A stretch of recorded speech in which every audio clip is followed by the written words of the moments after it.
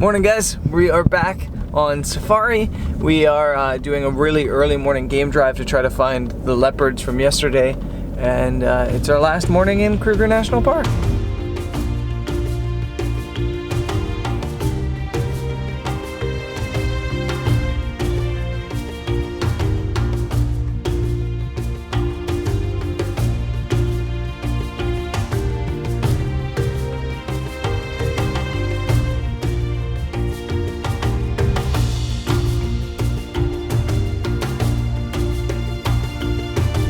Really quiet this morning on the game drive. After yesterday's epic morning, it was just, it was really quiet. A couple hyenas, a couple elephants off in the distance, a couple giraffe, and that's about it.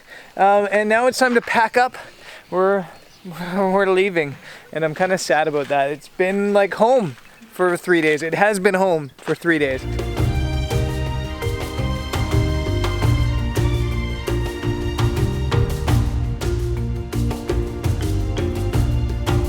It's already over 30 degrees. It's hot this morning. We're now packed up and we're heading towards Botswana this morning, but we're gonna game drive out of the park. So I'm back on the EOSR. I'm back taking pictures on the 5D Mark IV. I have to say that I'm surprised. I took so many pictures on the EOSR. I'm surprised I didn't switch back to the 5D Mark IV.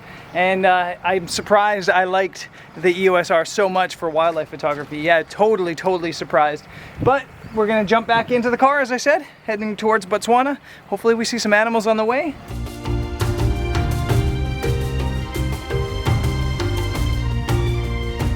One of the hardest things about wildlife photography on safari for me is that you're totally at the whims of animals and nature when it comes to composition. I already struggle with composition. It's already something I don't really do super well. So then when I'm really at the whims of the animals doing cool things or being in the right position for cool photos, it makes it even harder. But just now, I think I got a really fun photo of these giraffe because the way they were all lined up, they were just perfect. They were a perfect composition. They followed the rule of threes. The light's terrible. They're standing in the shade. It's probably a little bit blown out, but I don't know, just something special about that photo.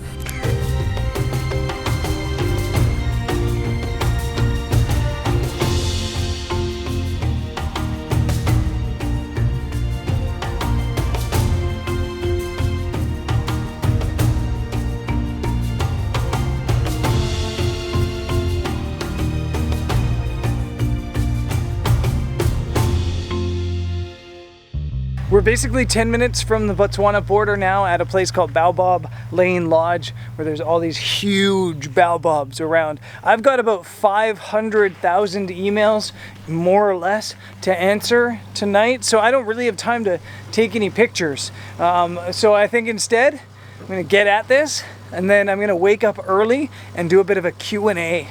Okay, I'm here. It's actually the future, because I didn't film this in the baobabs like I'd planned. I totally forgot. It just blanked on me, and we left and headed into Botswana before I could film. So we're in Botswana now. It's hot here, and it's amazing here, and I'm gonna do this Q&A right now. I asked my Facebook group for questions about Africa specifically, or maybe wildlife photography or wildlife photography in Africa. If you aren't a part of my Facebook group, you can check it out there. It is fun. We do things like photo critiques, photo sharing, inspiration. We just have fun. It's a fun community. So in the future, if you ever want to ask a question for the Q&A, that's where you do it. The Q&As are on my phone. I guess the Q's are on my phone. The A's are in my head.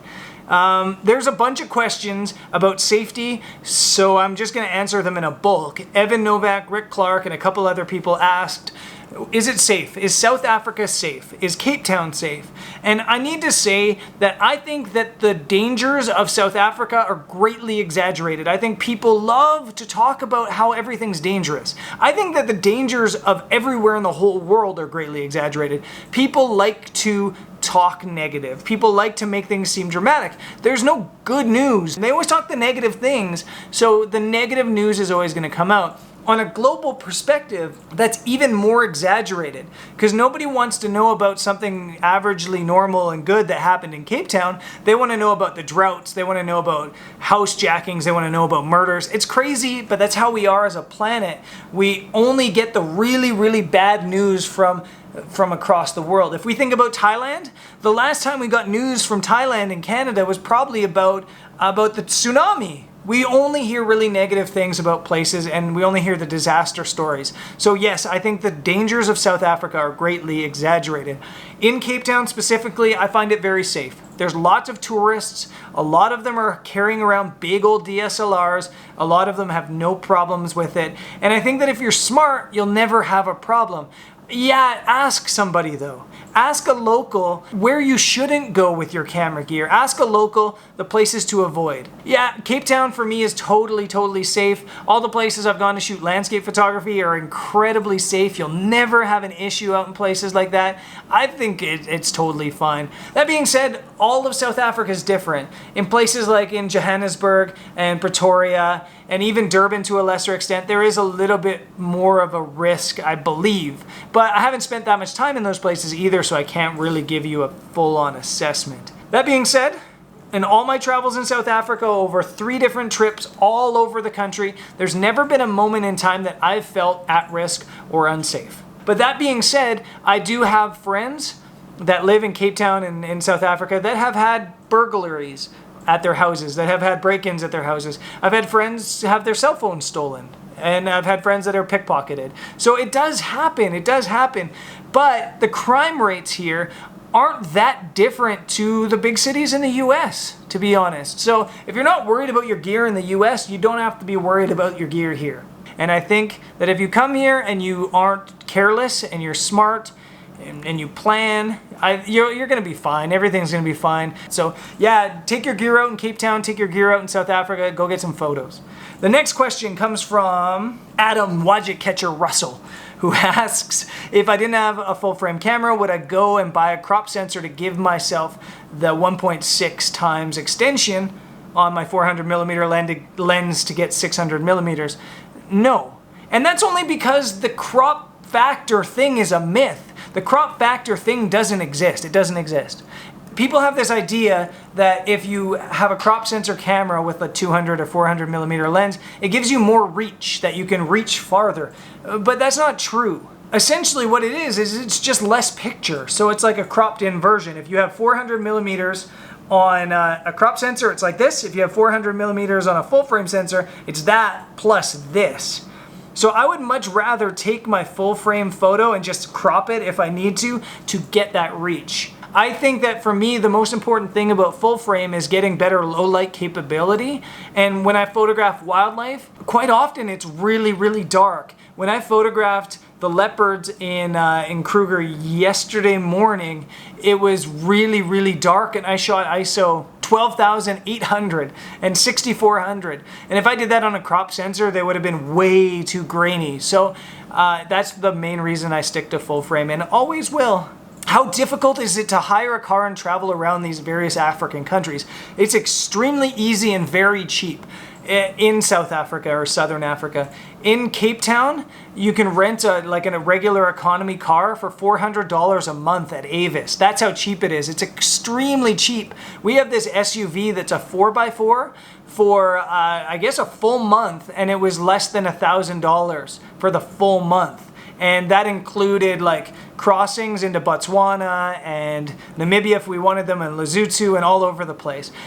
Some countries you can take cars into, some you can't. So you can cross into Botswana, Lesotho, Swaziland, Namibia.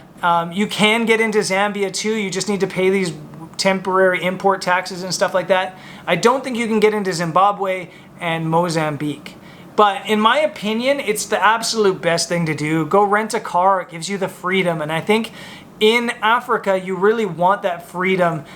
That's just what I think. Unless you're going to go on an overlanding tour or something like that, rent a car, get that freedom. Is there any way around the national park closing times? No.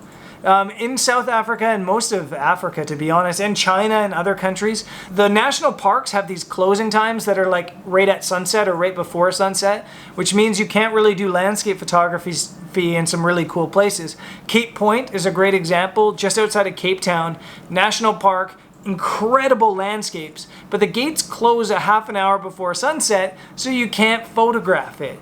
I'm assuming that you can probably like pay the sand parks to get some sort of pass or special entry permit or something like that. I just don't know how to do it, and it's definitely not easy to do. The light is changing. Just let me crank that ISO a little bit. Sun's setting. Let's go. ISO 3200. Here we go. Next question. Do you need a super fast lens in the early morning, or is 5.6 or 6.3 going to be fast enough? I've been shooting at 5.6 and it's fast enough. I wouldn't say it's fast enough. I think you ideally want a faster lens. I think if you can get an f4 lens, but f5.6 will do the trick. And that Sigma lens is great too, so I think it does the trick. We had people shooting that Sigma 150 to 600 in Namibia, and the images looked great. So yeah, you can get away with that. Ideally though, I think you want as fast as you can get, especially early morning. If I had another stop of light with the leopards, I could have got down to ISO 3200 and had a much cleaner image, for example. What's a common misconception you found traveling Africa? For example, in the US, the general consensus is that the whole continent of Africa is dangerous, poverty-stricken, and third world. Well, the greatest misconception of Africa is that it's third world. Third world, I hate that term, the third world. The third world is a Cold War era term. First world, capitalist. Second world, communist. Third world, non-aligned countries. So Africa's not third world country. They were in fact aligned in various wars. They were proxies in many wars, in fact. So they definitely weren't third world. They're developing countries. And yeah, there's tons of misconceptions. Dangers in Africa in general are very, very low. There's risk of things like malaria, which I've had. There's risk of, other sorts of illnesses that I've had. But safety-wise, there's very, very little. Nigeria can be quite sketchy. Angola, I'm told, in places can be quite sketchy. The DRC in places that I was quite sketchy. But for the most part, places like Sierra Leone are beautiful, and the people are so friendly and helpful, and so safe. And in my experience, no offense to American viewers, is that American viewers see everywhere as poverty-stricken. I travel the US a lot. There's a lot of poverty in the US, like shocking amounts of poverty. When I travel through certain areas in the US, it's much poorer than here in Africa. It just blows my mind, the levels of poverty in certain places in the US, the lack of health care in certain places in the US. And I'm not making a political plea. I'm just saying that when you travel the US as a foreigner, as a European, or as a Canadian, when we travel through places like the South, or even just outside of New York, it's kind of scary for us when we travel there because it seems really sketchy and there is a lot of poverty. So yes, I think the levels of extreme poverty are way worse here, but I definitely don't think it's more dangerous. And again, you can't lump Africa together as one place.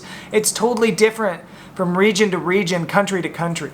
Dry season versus rainy season, is there much of a difference from photography standpoint? Absolutely, in the South. Dry season, all the wildlife goes to the water holes and to the rivers, so you see them. Chobe National Park, which you'll see a video of coming up. I was there 2 years ago, a month before the rains started, and there was thousands of elephants at the river. As you'll see in the video coming up, it's now rainy season, the first rains have just happened, and we didn't see hardly any elephants at the river. It changes dramatically. In Namibia, if you go to Etosha National Park in the dry season, you see so much. If you go there in the rainy season, you might not see anything. So for a wildlife standpoint, you need to be in the dry season. That's it, guys. A Q&A style. I think this was pretty long Q&A, but I think it's an interesting topic. Africa is one of the loves of my life. Whenever I'm here, I just feel totally free and immersed. Whenever I'm in other countries, and Jody will attest to this, I'm really guilty of looking forward to the next destination. When I'm in Greece, I'm looking forward to going to Ireland. When I'm in Ireland, I'm looking forward to the next destination. The whole time we've been in Southern Africa, I haven't looked forward at all. I just really enjoy the moment. I feel wild and free, and I feel like I can do anything here. So yeah, it's amazing here, and I believe that every single person in the entire world should have a travel experience in Africa, because I do think it'll change you. I think it'll change you for the better, and I think this episode's over now. So be sure to subscribe to the channel wherever you do that. Be sure to also click on that little bell for notifications if you want notifications. Cool stuff coming up. Chobe National Park, Victoria Falls. I throw myself off a bridge, and we head to the Okavango Delta. So it should be fun over the next little while. I think it's always fun. I'll see you guys next time. Peace.